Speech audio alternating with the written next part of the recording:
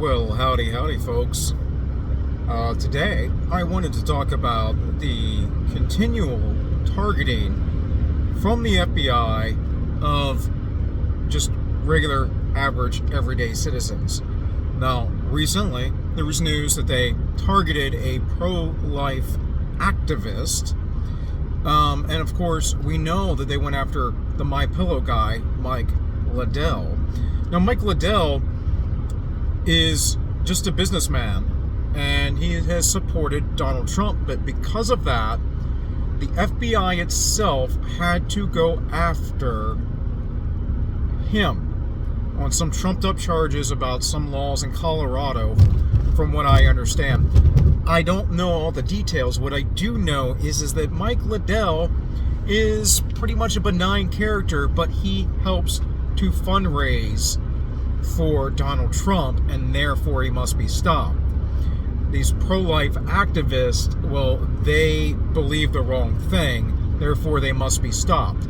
Remember, returning Roe v. Wade, or turning it over, I should say, returning the constitutional 9th Amendment, that is the right of the people, and 10th Amendment, the right of the states, returning that power of abortion to the states is overturning democracy. Remember that. The citizens coming to the Capitol building in protest, or just showing up in D.C. in protest, and to say, hey, certify these votes correctly. Hey, look at these things as constitutionally laid out, is, of course, an attack on our democracy. So, you might be thinking, Bill, what's the point? Why are you bringing this up? Well, I'm bringing this up because the FBI has been used in the past for years as a tool for political manipulation. It pretty much has been its sole function. It initially was there to kind of get gangsters, and it kind of went and gained all of its power during the Prohibition period. And of course, they had to get people on tax fraud because they couldn't get them on any actual laws. But it became an institution that was an intelligence agency. And that's really what the FBI is. It's an intelligence agency and a Gestapo police force arm of the political power. Now, the problem that people can't differentiate is that the political power in the United States is not overt. It is covert. It is esoteric, if you would. It is hidden. It's behind the scenes. That's what we call the deep state, right? Colloquially. So that colloquial deep state, those people that make up the bureaucracy that wish to see the system continue as it is and who completely ignore the Constitution always, all the time, and yet talk about their democracy, the oligarchy, basically. That's not what the majority of folks see. What they see is some sort of benevolent organization or benevolent mindset of folks who just want to do good. They're just trying to go about their daily business and have a job and yada yada yada. And that's sort of kind of true. But you need to get down to people's moral principles, their moral framework. And if their moral framework is tyranny, which it often is, those who work in law enforcement, it's us versus them, then everything's going to be incorrect. The moral framework for all people working in the government should be they come last as leaders, right? As people that hold the most responsibility, they should have the least amount of privileges. But that is flipped on its head, is it not? See, that's the only way to ensure that tyranny doesn't reign. But again, the FBI has always been a tyrannical organization. And I'm not saying that there aren't good folks who wish to be on the right side of the government, right? The side that holds up the power of the people. But what we're doing instead is we're wasting resources on political enemies instead of the real things. I mean, there are internal domestic enemies, 100%. But the real things that are causing problems in the United States, like, let's say, left-wing terrorism, like, let's say, Chinese spying, stealing patents, having the land resources built up. I don't know, the random fires and plant destruction of food plants and crops all over the place. The numerous child sex scandals that appear out of nowhere here and there that get swept under the rug. I mean, I would really like to hear why the FBI has been hiding a case for nearly 40 years that President Bill Clinton is directly involved in, that had to do with the murders of 2 young boys and then about a dozen other people because of a cocaine ring in Arkansas that basically had taken over the entire county, including the district attorney. I'd like to know why the FBI has all the notes on that and has never released that information. Why is the FBI going after Donald Trump right now over classified documents when Donald Trump can declassify anything at any point in any time, at least while he was in office, and yet Hillary Clinton got a pass, and then she goes on TV and talks about how crazy it was that he had these documents. Like, why is this a thing? Why are people not able to understand that these are tyrannical problems? Well, it's because of their sense of justice. And most people don't have a developed sense of justice because justice to them is getting theirs. See, true morality is actually selfless. True morality isn't about you. True morality is about doing what you can to ensure that things become balanced. And in that, you must remove yourself from the equation. You can't be the one who is basically administering the justice, right? Because if you're the one administering the justice, then you are the one who's deciding what that is. You are the judge, jury, and executioner. It's the whole issue of, Judge Dredd, the comics.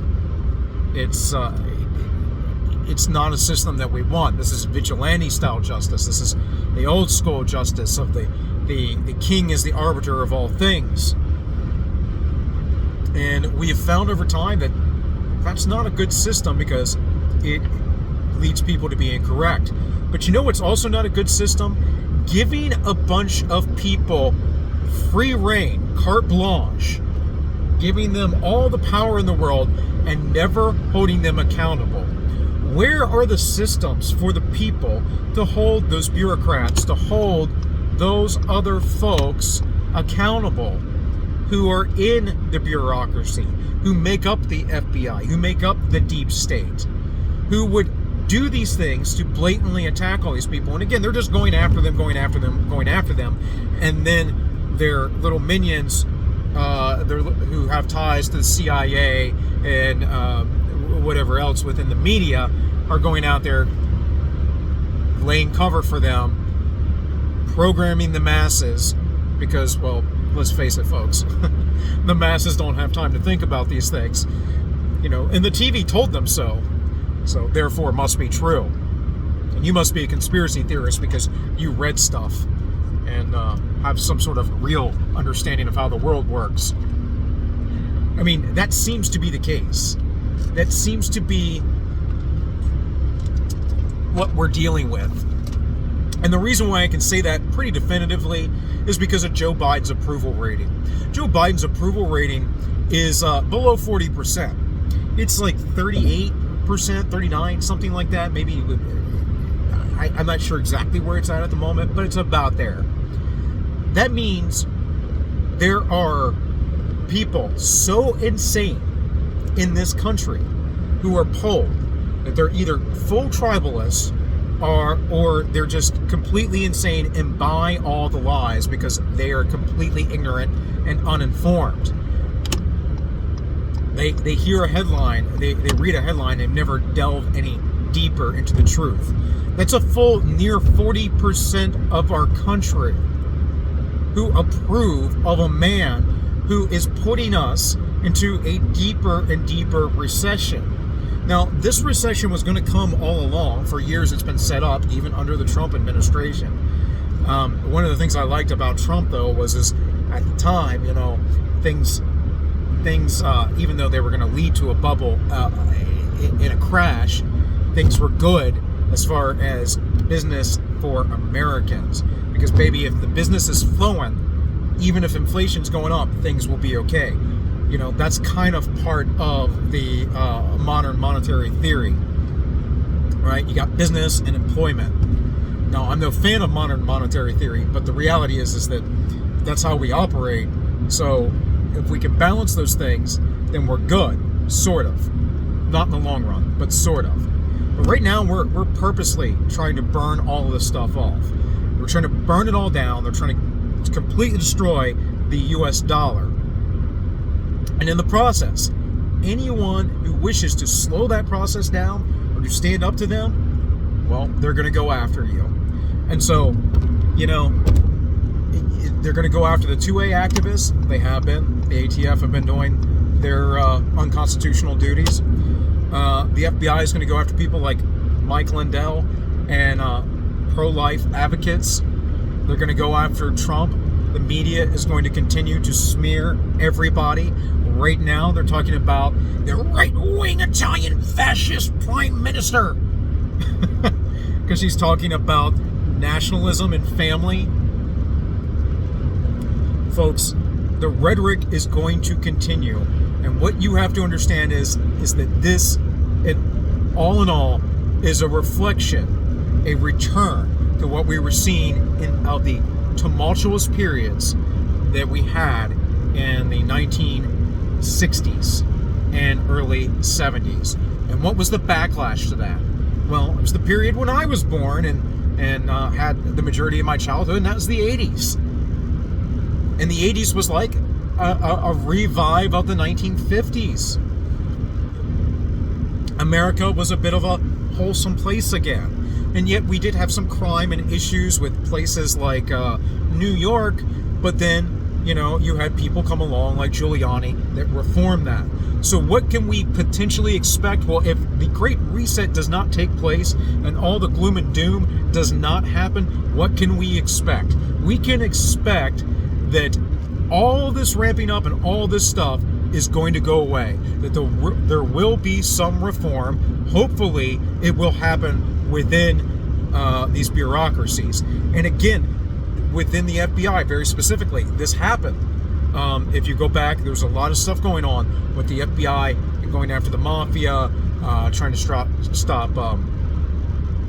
heroin flooding into Harlem and all this other stuff, and getting corrupt cops and politicians out of office. And those are perhaps good uses, although I think the FBI is unconstitutional. But understand that we have to go through this change, period. And I don't know where it is. As I've stated before many a times, I'm a big fan of James Lindsay, and Lindsay posits the idea of a second enlightenment coming. And I think that's potentially true. That's your white pill. But things are going to get hard first. Things are going to be really bad. And I mean really bad. Being in a recession, this is nothing. Wait 2-3 years from now, when it's even deeper. Wait until we're in the second American Depression. Wait for it, folks. But again, there is that pot of gold on the other side of the rainbow, right? At the end of the rainbow, I should say. Somewhere over the rainbow, whatever the expressions are. Hey guys, that's all I have for today. This has been All Minus One. My name is Bill, and I wish you all well.